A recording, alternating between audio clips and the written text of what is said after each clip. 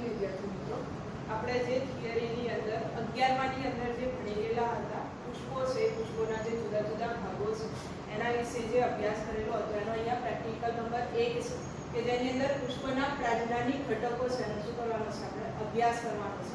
એટલે કે જે પ્રજનન અંગો છે, તો પ્રજનન અંગો કયા છે જે હમણાં જ આપણે ચેપ્ટર થિયરીની અંદર ભણી ગયેલા છે કે લિંગી અંગો તરીકે શું છે, પુંકેસર અને સ્ત્રીકેસરની રચના છે. તો અહીંયા આપણે પ્રેક્ટિકલ છે એના વિશે અહીંયા અભ્યાસ કરવાનો. તો સૌથી પહેલા આપણે જે રચના થતી જોવા મળે છે તો હેતુ છે. તો હેતુ કયો છે, તો હમણાં કીધું એ પ્રમાણે કે સામાન્ય રીતે આપણા આજુબાજુમાં જ્યાં ઉપલબ્ધ હોય એવા પુષ્પોનો શું કરવાનો છે, પ્રજનનની ઘટકોનો અભ્યાસ કરવાનો છે અને એના દ્વારાની રચના બને છે. સાધનો છે, તો આપણને અહીંયા સાધનો તરીકે શું જોઈશે, તો પુષ્પો છે, સોય છે, ચીપીઓ છે, બ્લેડ છે, રસ છે, સ્લાઇડ, કવર સ્લિપ છે, વોચ ગ્લાસ છે, પિલોરિકા છે અને સૂક્ષ્મદર્શક યંત્ર છે એનો ઉપયોગ કરવાનો છે. સામાન્ય રીતે આ જે પ્રેક્ટિકલ છે કેવી રીતના પૂછાતો જોવા મળે છે, તો એની અંદર આપણને કોઈ ચાર્ટ મૂકી દીધેલો હોય અથવા તો કોઈ આકૃતિ દોરીને મૂકી દીધેલી હોય એના રીતે, અથવા તો એક જે સ્લાઇડ તૈયાર કરવાની કદાચ આવી શકે તો એ શું છે, સ્ત્રીકેસરના જે બીજાશય એટલે કે જે બીજાશયનો છેદ છે એ લેવાનો આવે, બરાબર. બાકી આની અંદરથી તમને ચાર્ટ કેવી રીતની રચના છે ડ્રોઈંગ કરીને મૂકી દીધેલું હોય અને એના દ્વારા આપણે એને શું કરવાનું છે, ઓળખવાનું છે. એ રીતે આપણે એને શું કરીએ છીએ, પ્રેક્ટિકલ છે એ કરવાનો આવતો જોવા મળે છે. તો સામાન્ય રીતે આપણે અહીંયા જોઈશું તો સંલગ્નતા છે એટલે કે જે પુંકેસર આવેલા જોવા મળે છે એની જે રચના છે કેવી જોવા મળે છે, તો 3 પ્રકાર છે એની સંલગ્નતાના આધારે એટલે કે એના જોડાણના આધારે કયા પ્રકાર પડે છે. તો એક આવેલું જોવા મળે છે જેને આપણે શું કહીશું, લહરદાર તરીકે ઓળખવામાં આવે છે એટલે કે લહેરાયેલી રચના ધરાવતું જોવા મળે છે. જેમાં પુંકેસરો કેવા છે, મુક્ત રચના ધરાવતા અને પરાગાશય સાથે શું છે, જોડાયેલા એટલે કે આ રચના છે ઉપરથી લહેરાતા હોય એવી રચના ધરાવતા લહરદાર રચના ધરાવતા જોવા મળે છે. જેમ કે ઉદાહરણ તરીકે આપણે સૂર્યમુખીની અંદર જે પુંકેસરો છે એ આ લહરદાર સ્વરૂપે ગોઠવાયેલા જોવા મળે છે અને એના દ્વારાની રચના બને છે. બીજો પ્રકાર પડતો જોવા મળે છે જેને આપણે શું કહીશું, ગુચ્છામય પરાગાશય તરીકે. તો આ જે ગુચ્છમાં ગોઠવાયેલી રચના ધરાવતા જોવા મળે છે અને એના દ્વારાની રચના છે. 3 પ્રકાર પડે છે, એક ગુચ્છી છે, દ્વિગુચ્છી છે અને બહુગુચ્છી રચના ધરાવતા જોવા મળે છે. એક ગુચ્છી છે એટલે એક જ સમૂહમાં ગોઠવાયેલા જોવા મળે છે તો એને આપણે શું કહીશું, એક ગુચ્છી તરીકે ઓળખવામાં આવે છે. જેમ કે જાસૂદ છે, એ જાસૂદની અંદર આપણને શું જોવા મળે છે, એક ગુચ્છી રચના ધરાવતા જોવા મળે છે. દ્વિગુચ્છી એટલે કે 2 ગુચ્છની રચના થતી જોવા મળે છે. કે આ રચના છે, આ એક જ ભાગ છે અને એની અંદર શું છે, એક ગુચ્છમાં ગોઠવાયેલા છે. દ્વિગુચ્છી છે એટલે એક અલગ પડે છે અને બીજો એક ગુચ્છમાં રહેલો જોવા મળે છે એને આપણે દ્વિગુચ્છી, જેમ કે પટાણાની અંદર એ વસ્તુ છે. અને 2 કરતાં વધારે સમૂહમાં ગોઠવાયેલા હોય, ગુચ્છ પડતા હોય તો એને આપણે શું કહીશું, બહુગુચ્છી તરીકે ઓળખીએ છીએ. જેમ કે લીંબુની અંદર આ પ્રકારની રચના છે. ગુચ્છ એટલે શું, તો આપણે જે બુકે તૈયાર થતો જોવા મળે છે, એક બુકે હોય એકની અંદર શું કરીએ, ઘણા બધા પુષ્પો છે એને બાંધી દઈએ અને એને શું કહેવાય, એક ગુચ્છ કહીએ છીએ. એવા 2 લાવો, 3 લાવો, બરાબર. 2 લાવીએ તો દ્વિગુચ્છી થાય, 3 લાવીશું, ઘણા બધા ગુચ્છમાં ભેગા કરીશું તો એને આપણે શું કહીશું, બહુગુચ્છી. એટલે એના પ્રકારની રચના બનતી જોવા મળે છે જેને આપણે શું કહેવામાં આવતું જોવા મળે છે, ગુચ્છામય પરાગાશયની રચના. એકગુચ્છી, દ્વિગુચ્છી અને બહુગુચ્છી રચના ધરાવતા. પછી આવતું જોવા મળે છે સમપરાગ પરાગાશય છે એની રચના છે. તો પુંકેસરોની લંબાઈને અનુસરીને આપણે શું કરીએ છીએ, એની રચના એટલે કે જોડાયેલા જોવા મળે છે. આ જે રચના છે પુંકેસરની લંબાઈ કેટલી છે એના આધારે શું છે, એની સાથે ગોઠવાયેલા જોવા મળે છે જેને આપણે શું કહીશું, સમપરાગ તરીકે. ઉદાહરણ તરીકે જે કોળું છે એની અંદર આ પ્રકારની રચના થતી જોવા મળે છે. તો આ પુંકેસર પરાગાશય સાથે કેવા પ્રકારની જોડાણ ધરાવે છે એની રચના થતી જોવા મળે છે. પછી આવતું જોવા મળે છે એની અંદર અભિલગ્નતા છે. તો પુંકેસર છે એ અન્ય પુષ્પના કયા ઘટકો સાથે જોડાયેલું છે એને આપણે શું કહીશું, એની અભિલગ્નતા તરીકે ઓળખીએ છીએ. તો ઓલરેડી આપણે 11માની અંદર ભણી ગયેલા હતા કે જો દલપત્રો સાથે પુંકેસર જોડાયેલા હોય તો એને આપણે શું કહીશું, દલલગ્ન પુંકેસર.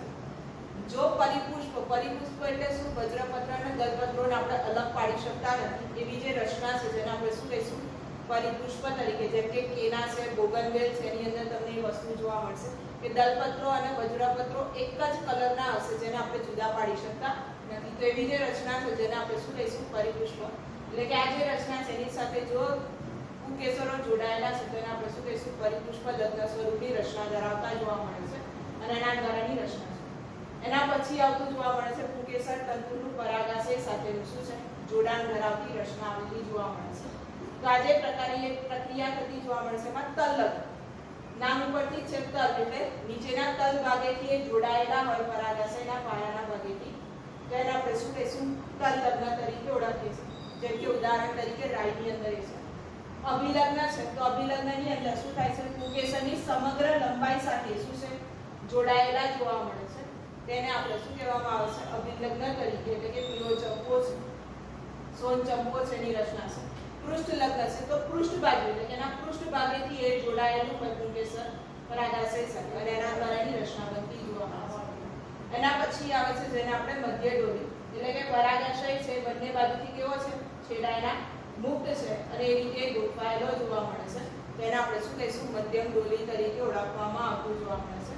જે સામાન્ય રીતે જે ગ્રામીની કુળ એટલે કે જે આપણે ઘાસની જે જુદી જુદી જાતિઓ છે એમાં આ પ્રકારની આપણને રચના જોવા મળશે મધ્ય ડોલીની. ગ્રામીની કુળ તરીકે અથવા તો ઘાસ જે અલગ અલગ વનસ્પતિઓ આવેલી છે એની રચના બને છે.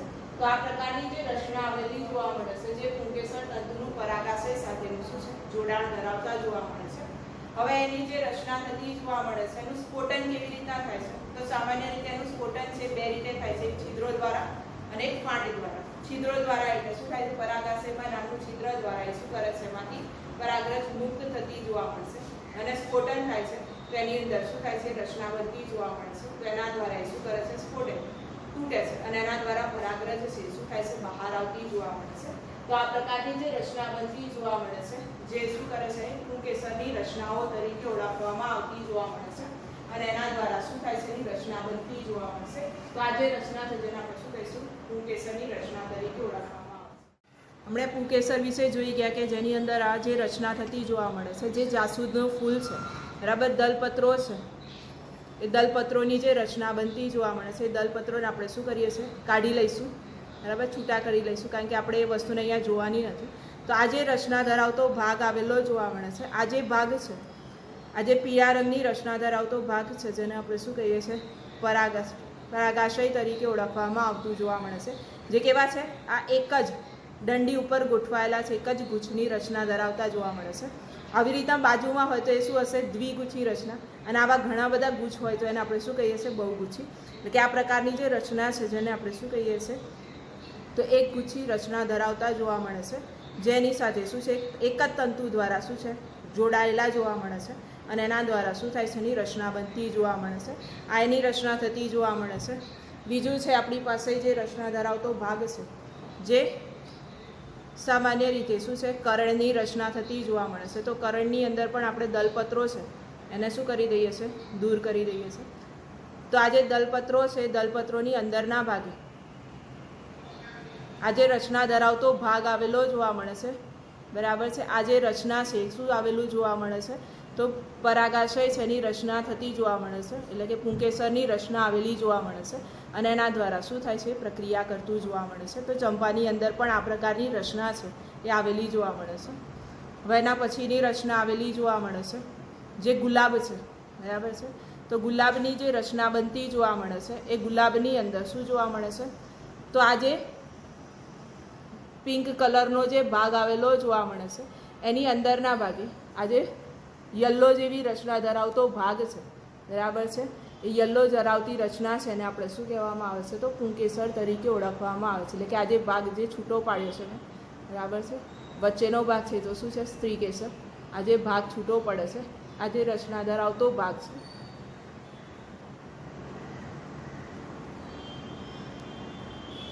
જેને આપણે શું કહેવામાં આવે છે તો પુંકેસર તરીકે ઓળખવામાં આવે છે અને એના દ્વારા એની રચના બનતી જોવા મળે છે.